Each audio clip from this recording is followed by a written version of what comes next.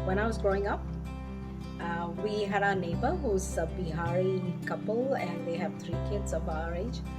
And her name was, I don't know, we used to just call her Pal Auntie. Pal is her husband's name, and then we just add an auntie to all the aunties.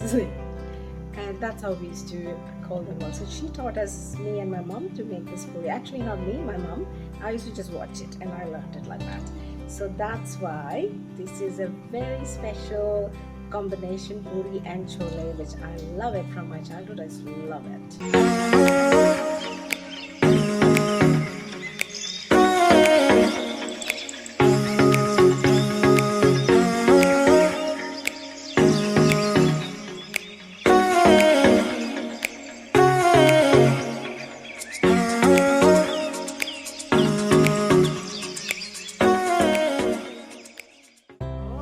To be doing the puri dough.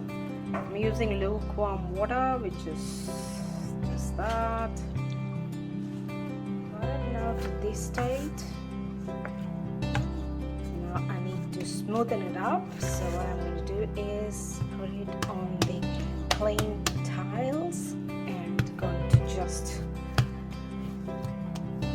do a rough handling on this, you know.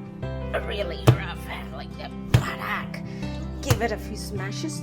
That's it. This is fun. If you're angry with your husband, you can just do bam, bam, bam. Look how smooth it is now. Hey, my husband's yelling at me. He's saying that, why are you angry with me? Guys, I was just joking. If you're angry, do not show it on your food, because food is made of water particles, and water particles do absorb your energy. So make it with love. So look how pretty this is now. It's a lovely smooth textured dough. And what I do is I just add a bit of oil to it to keep it moist. Just for some time. I use sesame oil. Okay. This is fun, you know, love it.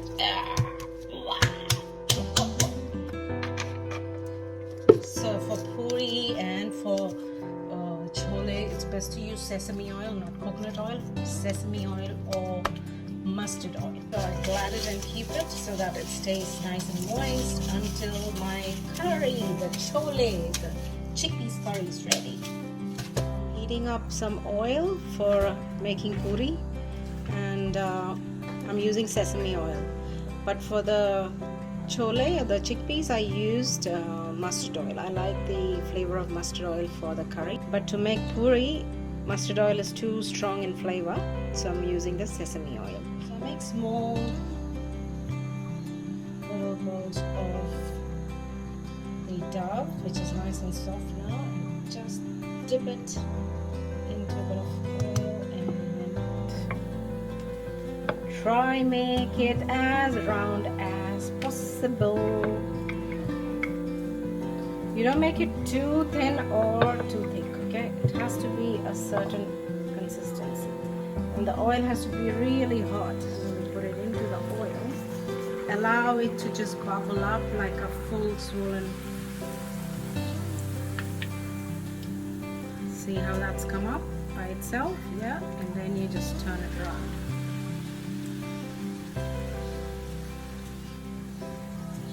So when it is like this, that just says it's not absorbing too much oil, okay? So when it doesn't swell up, it just shows it has absorbed. So you see these, they look nice and rounded, so that's how they should look. Here's chopped onions, tomato, ginger, garlic crushed. This is the Panch Phoron. That's how it looks. 5 spices mix. Then some turmeric. Then that is red chili powder and coriander powder.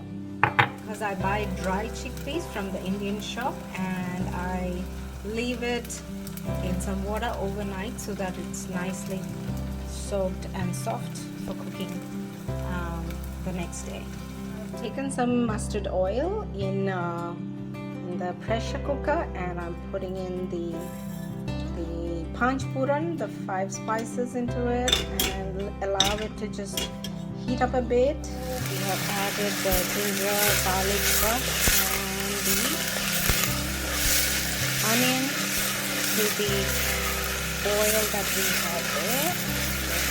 And we keep on high flame first, but don't let it burn. We need to get this all completely light brownish in color. So actually everything that I'm talking about, you would get it in Indian shops all over Australia, because every suburb normally has some Indian shop near to it, and everything, all ingredients that I'm mentioning, you will get it. You see how it's getting brown now in color, and I'm going to add the tomatoes in and stir it up. Turmeric, chili powder. This chili is hot, so I'm taking only that much. And this is coriander powder.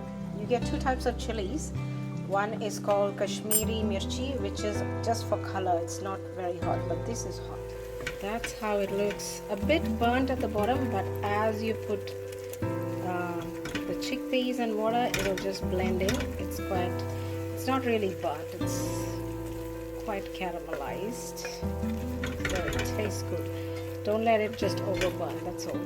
So this is how it looks after putting all the spices and the tomato, everything. I've added the chickpeas into this, and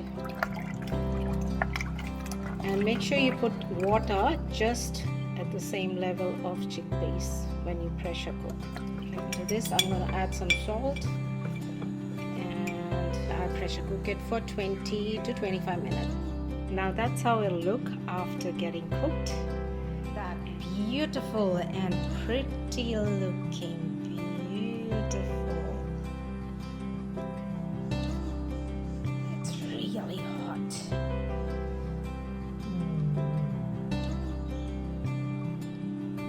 Wow.